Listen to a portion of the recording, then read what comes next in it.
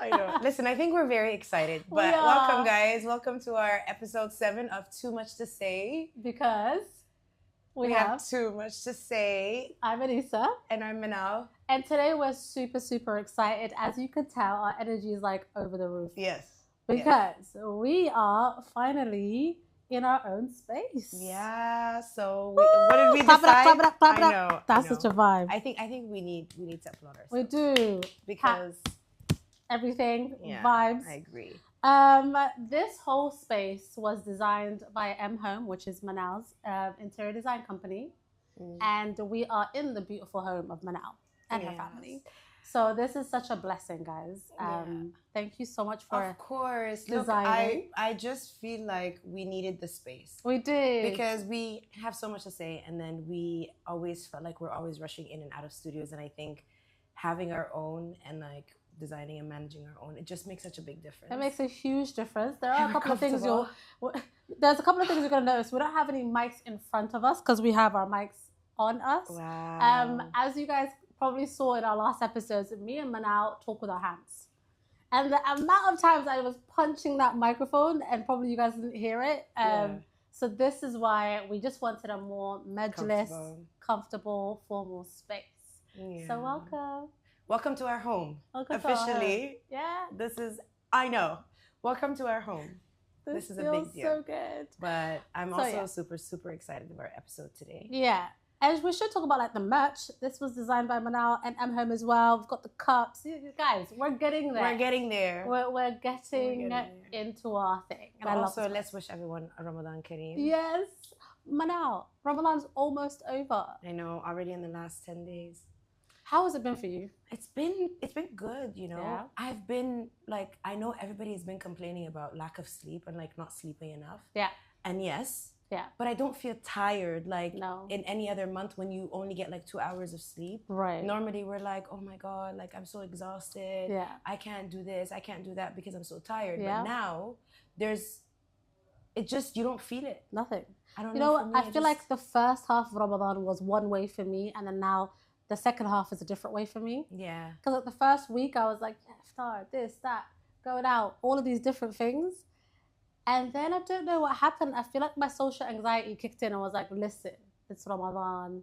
Really like make the most of it. And like, it's been such a different like last few days. Like, do you feel that, sorry, I've got hair on my lips. It's all right. Mana also has 4 cats. It's true. So if you hear the cats or you see them, or see them walking in, this will be a normal occurrence. Yeah. So I will have, even if we got like cat hair on myself. That's right. But you know what I was thinking is like every Ramadan we start with the intention of may Allah give us like, you know, whatever we are practicing in the month of Ramadan, that we continue that. Yeah. And I don't know what it is, but this month feels like that month. It does. It feels like things are changing. Yeah, for the first time, I feel such a huge shift. Yeah. We were having a conversation about it, like just like what we plan on doing after Ramadan. How we plan on like carrying on like the behavior changes. Yeah. Besides the obvious, which is, you know, the praying and all of that, like the spiritual changes, but just like things that like we want to make space. Yeah, space for things we want to make time for. Yeah. And I think because this is one of the reasons why our conversations are also very long. They are. Right? Because we always have these like deep conversations about like, we're either holding each other accountable or we're always self like auditing and like reflecting. Literally. And I think it's so important in a friendship. But I think one of the reasons is that we have these conversations. One of the reasons we have this podcast is because we want to be more open about almost like we're asking everyone to also hold us accountable. Yes, please. We're speaking it into existence more than anything else. But like, I really just want it to be a thing where like we hold each other accountable and then everybody else holds us accountable as well. But at the end of the day, we are human. Yeah. That's fair. But to know that, look, I am capable of changed behavior. I'm capable of discipline. I am capable of doing the things I need to do for a purpose. In Ramadan, yes, the purpose is Allah, our religion, absolutely. But then more than anything, it's like you should be able to continue doing things with discipline. Can I ask you what's one toxic thing that you would let go of and that you don't want to carry forward after Ramadan in specific? Let me tell you, I have like this tendency of like procrastinating and doing everything except the thing I'm supposed to be doing. Mm-hmm. And this Ramadan, because obviously you're hungry and there's like lack of distractions and lack of things, I just be like, let me just get it done. Just do it. Wake up and do it. Wake up and do it. Yeah. And that's what I'm gonna get rid of. The because I can. I saw that I can. Yeah. What about you? I think it would be the same. I think it would be making excuses. Oh. Because I feel like I've been, alhamdulillah, I'm not perfect, but I've been missing out before on my prayers, right? Like I would remember by the time, we use all the excuses in the book. Yes.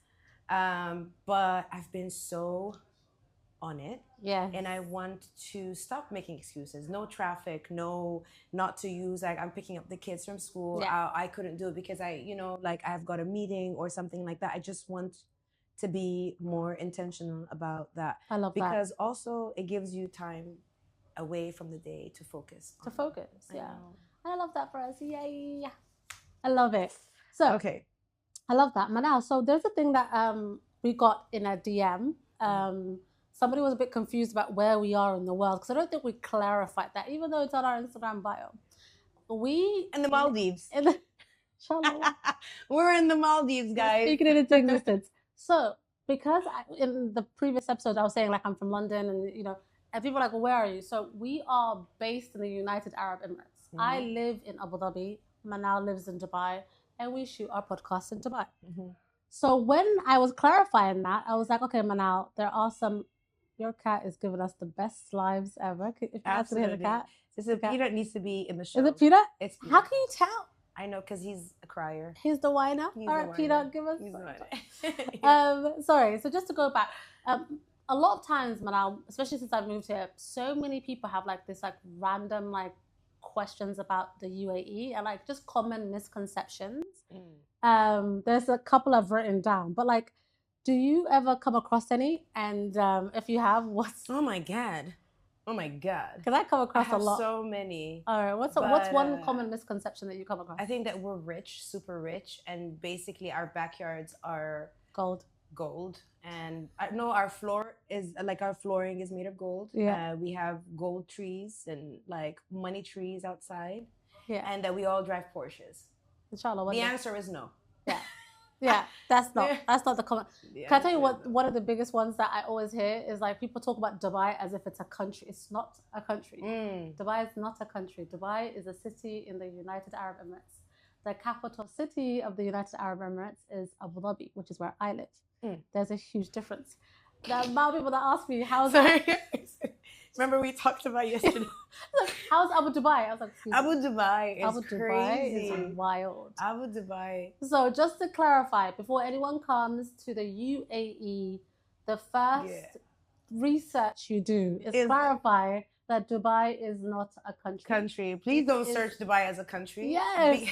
A lot of people are like, oh, go to Dubai as a country. I'm like, it's not a country. Can I share a very funny story? Wow. So I was on the train when I lived in US, and so I was on this train, and this guy was like, "Oh, you smell like you're not from here." You smell? I smell like he was like, "You smell like you're not from here." I had perfume on. Yeah.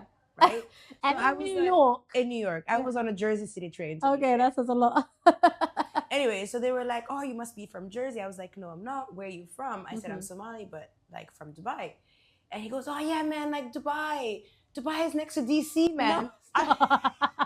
I was like, and then one of his friends was like, "Yeah, man, you should buy a ticket. It's definitely just around the corner from DC, like 30-40 minutes away from DC."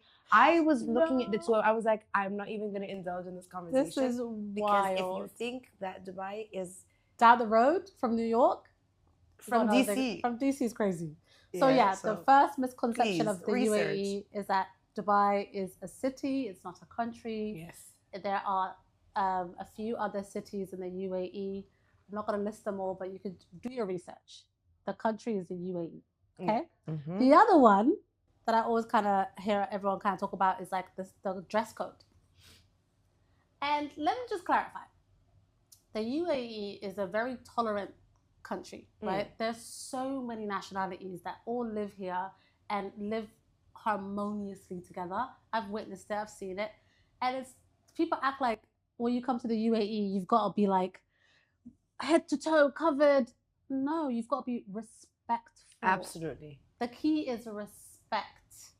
Wear respectful clothing and act accordingly. Absolutely. That's all it is. Absolutely. You know? I think people before used to assume that it was kind of like it would be like one of the other GCC countries where it's like, you know, everything's so strict, the dress code is so strict, you have to be in abaya, you have to be in a shela. And I agree with you about being strict. I just also want people to understand that we are such a mix of cultures and backgrounds. Yeah. And I think this gives us the opportunity to be accepting of each other's of others, but also we have all decided to come to the UAE and make a home out of it. Yeah, and work here and make it. So don't side eye me. Yeah. If I look at you sideways when you're in your butt shorts in our neighborhood supermarket, I will, because that's 100%. That's not okay. It's unacceptable. That's not okay. Just be respectful. And on that note, I always get people saying, "Oh, especially when I travel to Europe or whenever I go back home, the assumption that women don't have rights here." Which I think is one of the craziest assumptions anyone can have. Women are leading the whole UAE, NASA, and it's always people who've never ever entered the United Arab Emirates. I have the misconception about women not being oppressed or not being treated fairly. Listen, can I break it down? I first moved here, and the first thing that I saw when I went to I had to go and pay some bills, and I was standing in the line. Did I stand in the line for too long? No. Why? As a woman, there's a women's section. There's a women's section, and the men moved out the way. There is the highest level of respect for women in this country, unlike anywhere I've ever seen before. The other day, 2 a.m., what was I doing? I was walking. I went for a walk at 2 a.m. Was I scared? Not one bit. Yeah. Not one bit. Yeah. So you want to talk about women's rights? Yeah. Let's not go there. Let us not go there. So it irks me because they speak online, especially online, the internet thugs, speak on things that you've just never experienced or never asked about. Oh my God. So now she's one of my very good friends. But initially when I made this friend back in the day and she questioned, she was like, oh, what about the labor? What about, how, the mistreatment? What about, and I was like, first of all, have you got clean your neighborhoods. Start with cleaning up your neighborhoods. We can leave our doors open. Unlocked. You can step out for a minute without having to worry about a burglar coming, from the back just because you can leave your car door open. You can find your phone back in its place even after you've left it 34 minutes or someone will keep it for you. And if someone stole it, they'll find it. The safety is unmatched. So when you put women's rights right next to safety, it's just unmatched. So I would say, to wrap up the misconceptions part, whatever misconception you have, throw it out the window. Come and check out the UAE for yourself. It's unlike anything you've ever imagined. And the biggest reason is, the biggest thing for you to think about and do the research is in very short period. In such a short period. Can we talk about that? How old is the UAE? 53? It's about to be 54 this year? 54 this year. In 54 years, look at the you can go to hospitals and you get welcomed by a robot to help you with signing in and registering. I'm sorry, where? Come on. We are advanced technology. Facts. We have the first GCC country to travel to space. Facts. Led by women, a team of women. You know what I mean? Yeah. The expo, one of the largest, was led by Her Highness. Her Excellency, sorry, not Her Highness, Her Excellency. Yeah.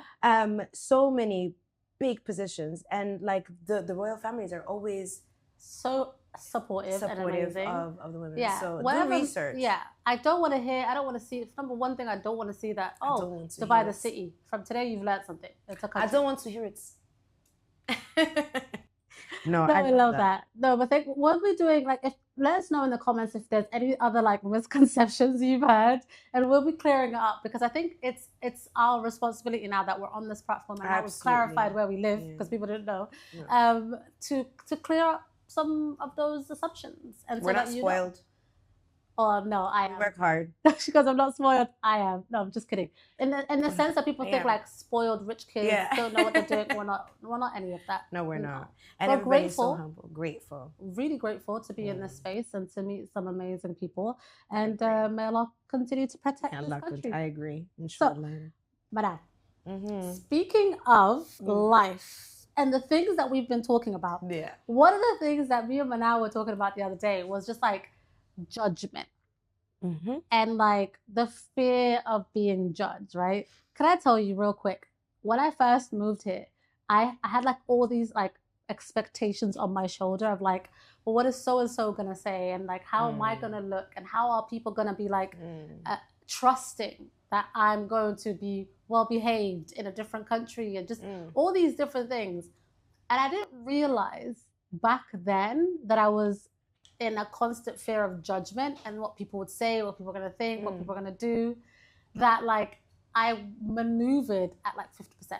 I didn't maneuver from a place of like 100% potential, because I was always kind of like skirting around. Do you feel that maybe that was because also you were younger at the time? So it was like for you, the fear of judgment is a little bit higher. Yeah. Because I feel like it diminishes as we get older. Oh, try me now. Now, I can't swear it's Ramadan. Now, you and your people can... Listen, we absolutely can. Off. Yeah, I agree. Oh, that's crazy. I think for me, fear of judgment was a big thing. Like culturally too. Like culturally, but I think also like I didn't like to be judged. I didn't like to be criticized. We talked about this. Yeah. I didn't like to be criticized. I didn't like to be judged. And we did say this is an honest space. So obviously, like, you know, when we first had our first couple of episodes, there were some people that were coming back and forth and giving us all these recommendations and suggestions and things like that. And a lot of them were amazing. It took me some time to learn that, to unlearn some old habits of like, oh, on the next one, what do I do better? How do I apply what that person told me? And it gets to your head. But with time, and I feel like I just have to tap into that moment where it's like, let them think what they want to think. Yeah.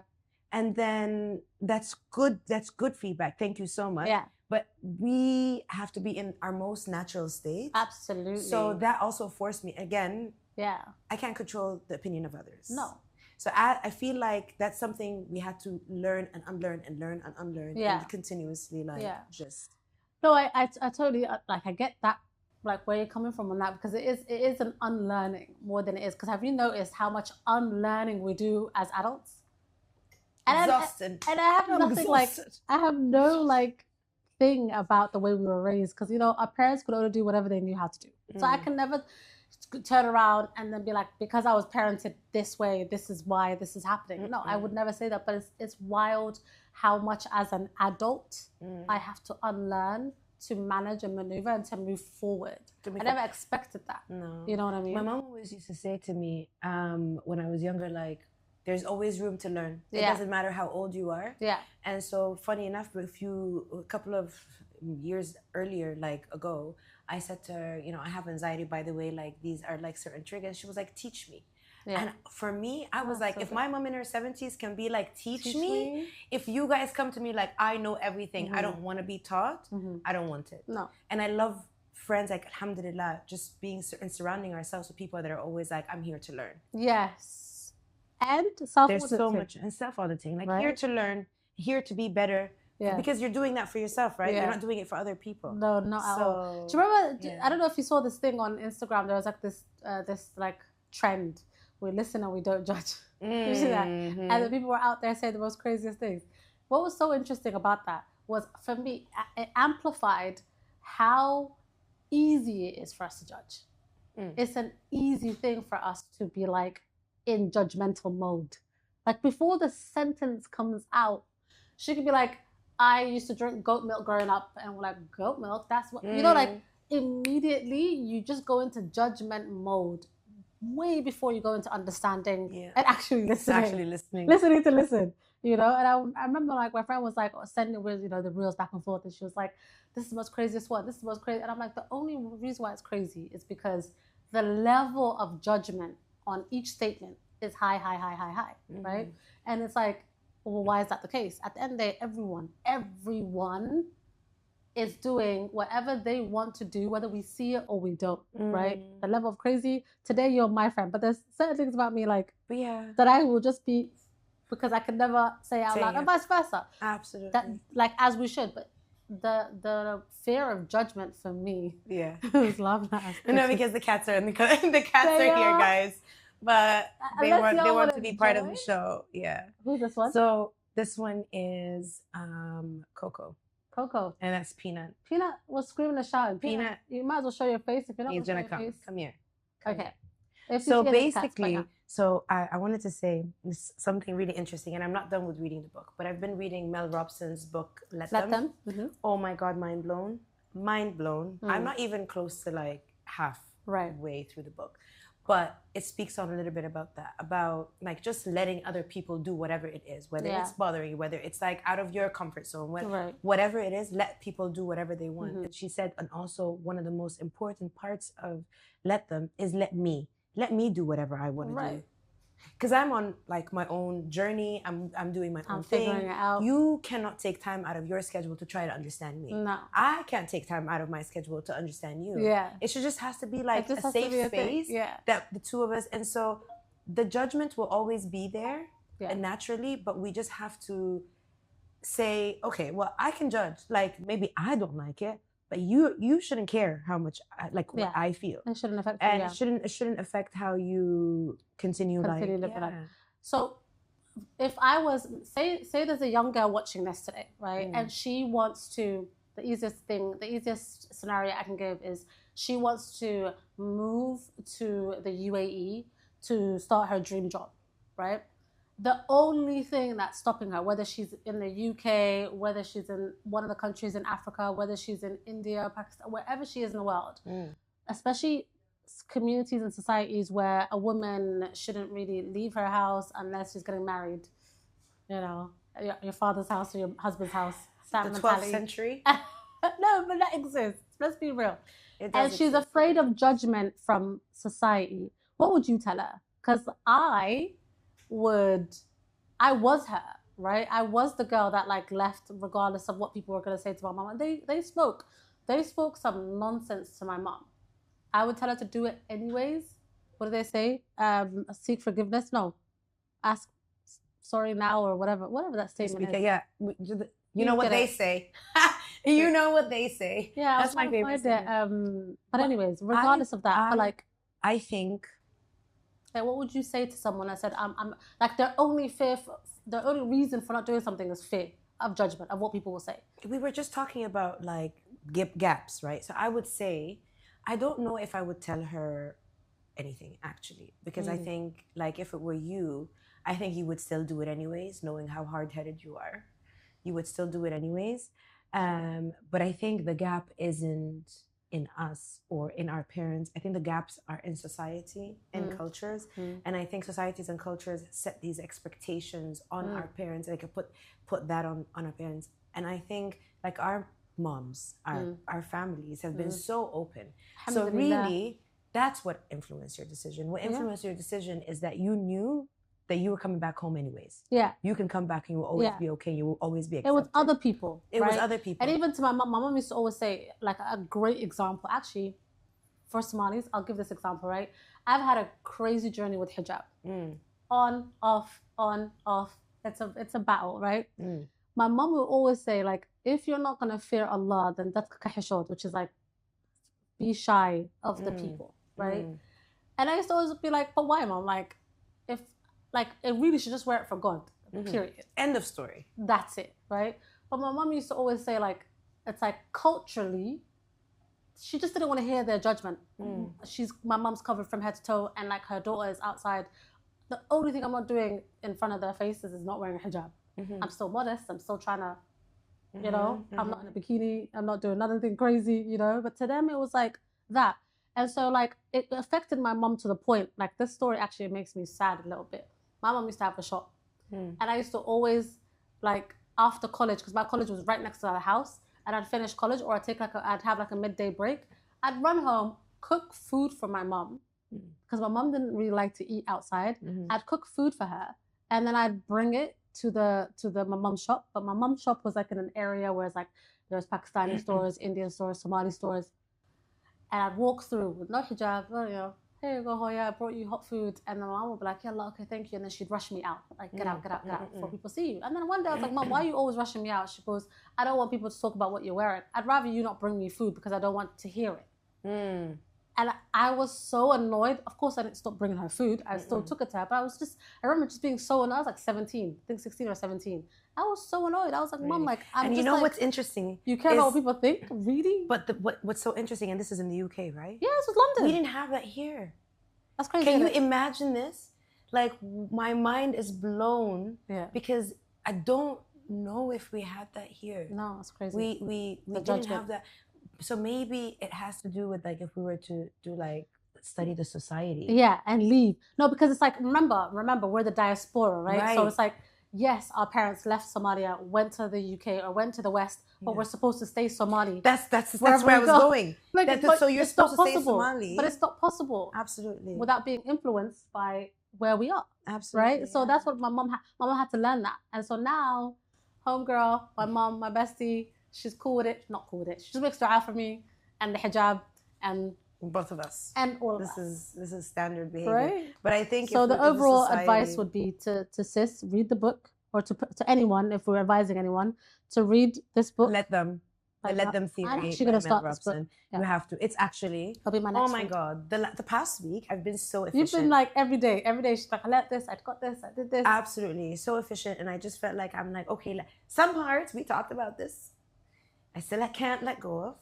We're working on it. We're working on it. It's not like it's perfection. Yes. But some parts they work. A lot of the times they work. And I would just say to her, like, follow your gut instinct. Yeah. And if you don't leave, it's like a bird, you know? Like a little chick, like a little bird leaves the nest, has to leave the nest eventually. To leave the nest. Because otherwise, how would it build its own? Yeah. You know? And so... I love that. All right, Manal. Okay. So we go into dilemmas. Oh, this is actually now one of my favorite segments of our show because I know no word of a lie. Like, I'll rewatch some of our episodes and I'll be like, man, those dilemmas are actually crazy. Okay, so Manal, you don't have your eyeglasses. You don't have your eyeglasses. Can you leave my glasses alone? But thank God you wrote your own notes. My glasses. Your eyeglasses. I'm never going to say that. I'm telling you, min bidaya, I'm never, ever, ever, ever gonna... Okay. Eyeglasses. All right, I'll read the dilemma to you. Okay. And then, as always, we reply first as our moms and what they would say. I'm laughing. The funny thing is because one of our moms is in the next room. So... She's going to be like, that's not how I respond. That's not how I respond. Why are you embarrassing me in front of Why are you embarrassing me on your podcast? No, okay. In your podcast. Let's do it again. In your broadcast. In your broadcast is crazy. Okay. Right. So I'll read out the dilemma. It's on my card.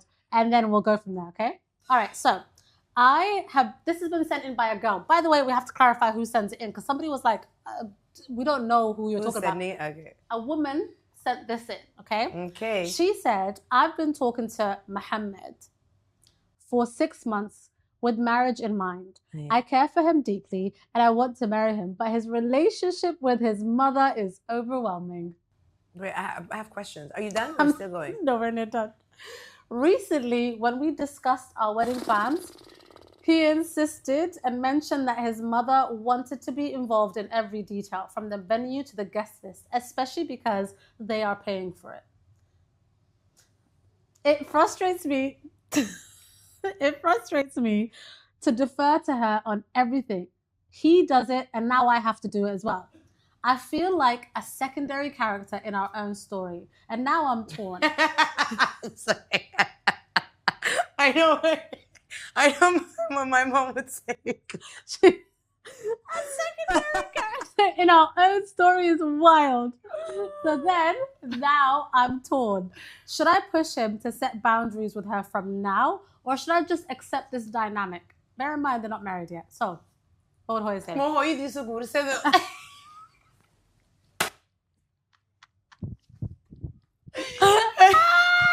Astaghfirullah. Like, not in a real way, can you translate what that was? Why did he marry his mom?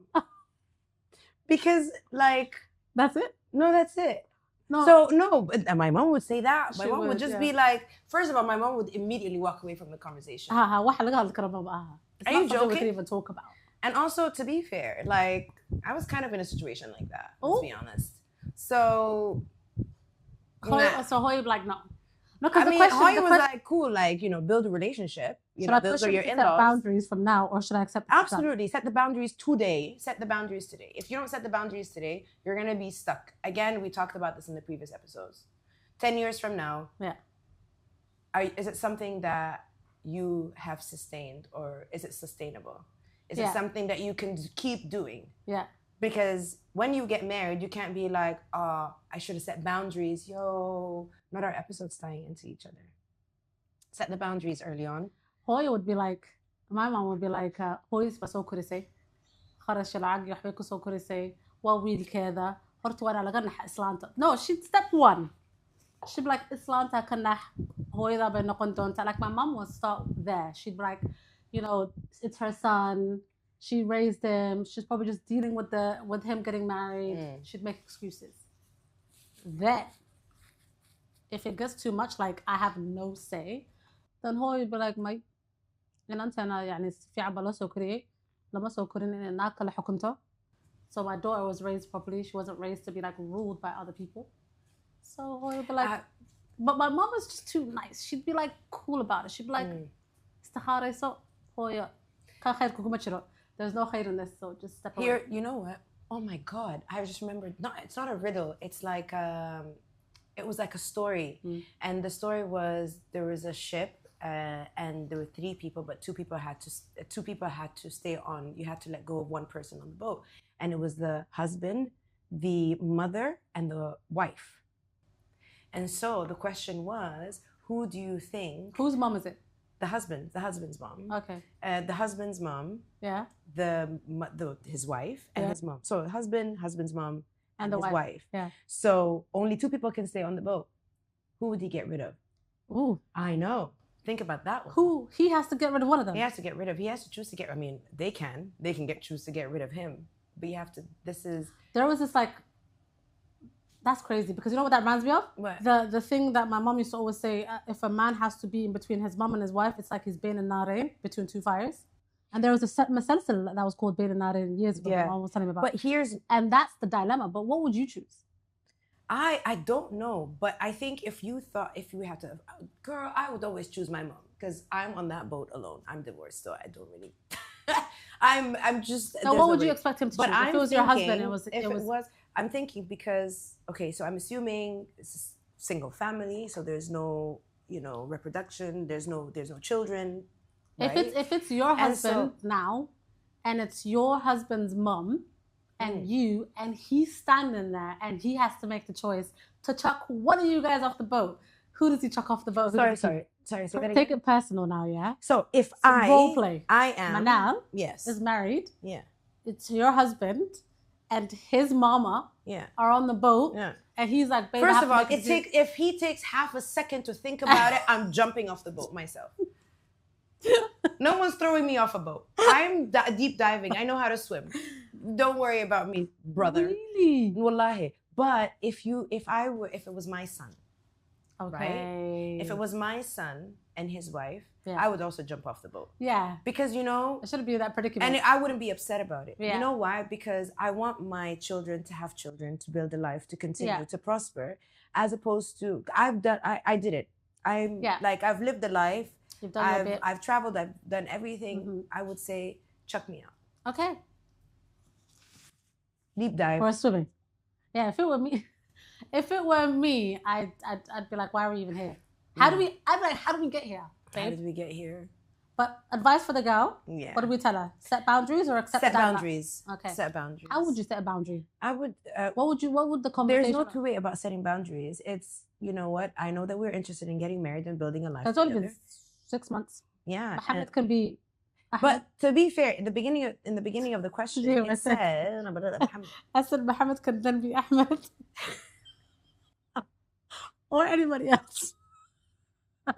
Okay, but it's Muhammad for now. It's Muhammad. So the thing is, I think there's no other way of telling the truth than telling the truth as it is. It's like, I know we're interested, but in the beginning of your question, it said, she said she wants to get married. She wants to have a family. I don't hear anything about him or we. Yeah. So I would just ask her, clarify that, because is she on this like journey of because they're planning is for she the wedding. One proposing to him? No, because they're planning for the wedding. So they're like, the issue is the mom is involved in every detail. Be honest about it. Yes. So no, you got to just talk about it. Just be like, "Hun, you know what? Look, I understand how important your mom is, and I love her because she gave birth to you, and I think it's it's special. However, I think if we were to build a family, this is not something that is sustainable. I keep going back to that. I'd delegate.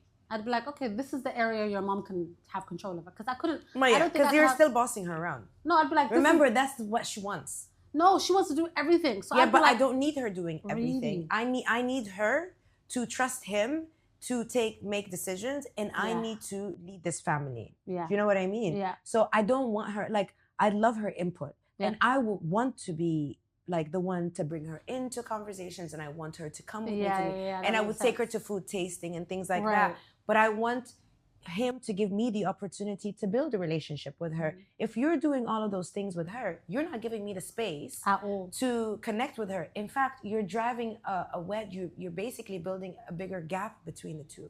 You have no more. You haven't given us a space. How are we gonna get to know each other properly? And you're only there's just more built up like animosity. There's more like, I don't want to go to your mom's house, because then what's gonna happen after a year? We have to go to my mom's house. I don't want to go to my mom's house because your mom's house, because so yeah, I'm gonna stay silent on this one. We're talking about it.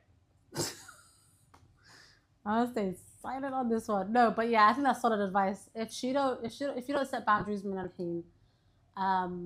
did you ever experience that where you had to set some boundaries? Because I did with my ex-brother-in-law. I did, but he left. So my biggest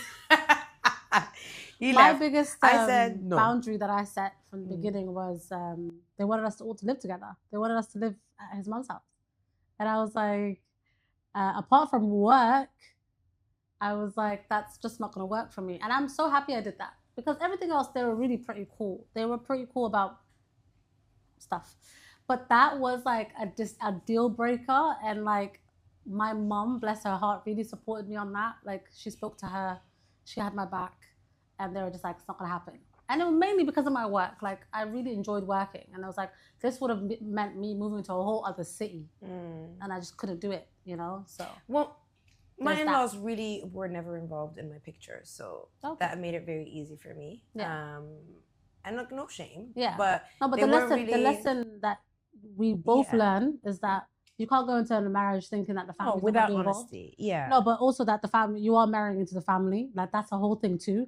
Because the thing that helped me set the boundaries was my mom backed me up, right? So they kind of were like, okay, she comes from a family, and my mom backed me up. They weren't involved. People always dismiss the fact that when you are getting married, the family is involved. I don't care, dead, alive, whatever's happening, there is input from the village, we could say, so you can't dismiss that. If this is an issue today, what's this? It's going to always be an issue. It's going to always be an issue. Yeah? So shall we do the would you rather? Yes. Yeah? So I hope that was good advice. We'll just move on to our last part of the show, which is a would you rather game. I sent Manal some questions, and she sent me some questions too. That's why we're going to use our phone to answer them. Manal, do you want to do yours first? Like the first 5? And then I'll do the next 5? So, would you rather have a permanent unibrow or no eyebrows? Permanent unibrow! What do you mean no eyebrows? Have you seen my forehead? Oh, come on. No, I'm okay. We don't do that. Because we're Somalis. Our foreheads start from here and then they end the There's no way. I've seen other people from different cultures. Forehead is it's no. It's a mark of you. No. Okay. Okay. Would you rather would you rather sweet maple syrup or cry chocolate tears? Sweat maple syrup? Sweet. By the way, sorry, but my phone is on night mode. So that is why I'm like, my screen looks very okay. But yes. Sweat maple syrup. So let's ask this again. Okay, go. Would you rather sweet Okay, would you rather sweet maple syrup or cry chocolate tears? Oh, I'd cry chocolate tears because like whenever you're crying and they go in your mouth, it's salty. So cry chocolate tears. Cry chocolate tears. Yeah. Okay, my boys in the back are also like number 2. Cry chocolate tears. Yeah. Okay, boys, Everybody's at that. it. Okay. Next Okay. one. Would you rather have fingers as long as your legs or legs as short as your fingers?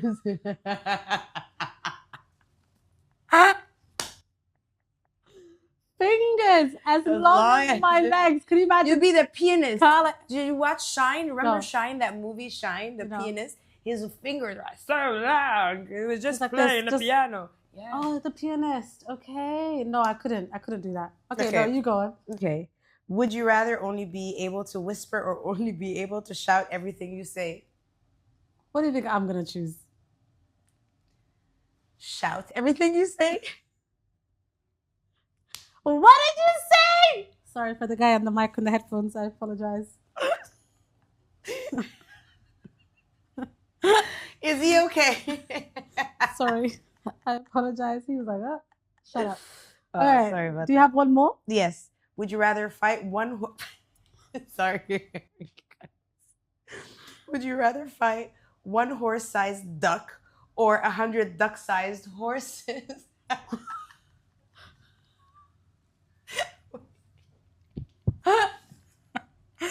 I'm doing the one, whatever the one is. It's the same. One, whatever the one is. But it's a horse-sized duck. It's a full-on quack, the size of a horse. Oh, no. I'm doing the little ones. The so little I kick ones. them away. Okay. All right. My turn, yeah? Manal, would you rather always smell like garlic or always smell like onions? You know what? Garlic. Really? Yeah, because I have the ginger garlic mix, at least I could be like, it's just to boost my immunity. Yeah, you can negotiate that. Yeah. Okay. Would you rather have all your clothes fit perfectly or have the most comfortable pillow, blankets, and bed in the world? Second one. Yeah. I don't care about clothes. I want comfort. Yeah. Sleeping in like luxury. I always loved watching cartoons and people in movies just sleep. That's like my That's thing. a little scary, but I like that for you. I love it. I like just see how to just get so comfortable fluffy and cozy. and go, especially like Daffy Duck and like Walt Disney cartoons. Yeah. Just fluff it up. Yeah. Some of those have like that whole thing. Yeah. Okay, so would you rather have to read aloud every word you read or sing everything you say out loud? So you have to like sing everything I say out loud. Sing. I would sing. You would definitely sing. I would love. Okay, that was easy. In my head, life is a Broadway. Okay, now, would you rather be able to talk to animals or speak all 4 languages? Sorry, say that again. Would you rather be able to talk to all animals or speak all 4 languages? No, speak to all animals. Yeah, you would. Could you imagine what Peter would be saying to you? Oh my God. I think he tells me I love you 70 minutes. No, I don't think so. I think he's just shouting. I almost knocked him off last night. He was snuggled right. My daughter on one side and him in the back, and I just was turning and on. I was like, when did you get here? And I wish I knew. Why are you squeezing? Yeah. Okay. Would you rather wear clown shoes every day or a clown wig every day? Clown shoes. Clown shoes? Absolutely. Also, weren't they in trend? Okay. Everybody been wearing them. Okay. It's been clowns everywhere. Everywhere. I love that for us. But honestly, this episode has to be my favorite. It is. Thank you for like the studio space, the design, for opening up your home for us. This is our home now. This is our home. I just wanted us to have a space that we can call our home. And we have such an amazing team. Yeah. And we just wanted to be more comfortable. And we were like, the best way to do it is if we feel like we don't have to pretend or we don't have to rush out to go somewhere, or we're feeling grounded and comfortable in our space. And I think those are so important. That is. And this is not just, we're not doing this podcast just for the sake of doing a podcast. No. This really is, and we'll get to it. You just have to stick with us because there's so many things that we want to talk about, and we needed an environment and setting like this. So what, step 1, right? The environment. Thank you for trusting me. Yeah, no, I appreciate that. This is all her like. Yeah. And we're gonna grow. It's gonna grow. It's gonna. You're going to start seeing things popping up? Yeah. Yeah. It'll be amazing. So excited for that. Thank you guys so much for watching. We appreciate all of your feedback and your comments and everything. If there's anything you want us to discuss, please let us know. And we will see you guys in our next episode. Thank you so much for tuning in. And see you next time. And there is it. Every time. Thank you.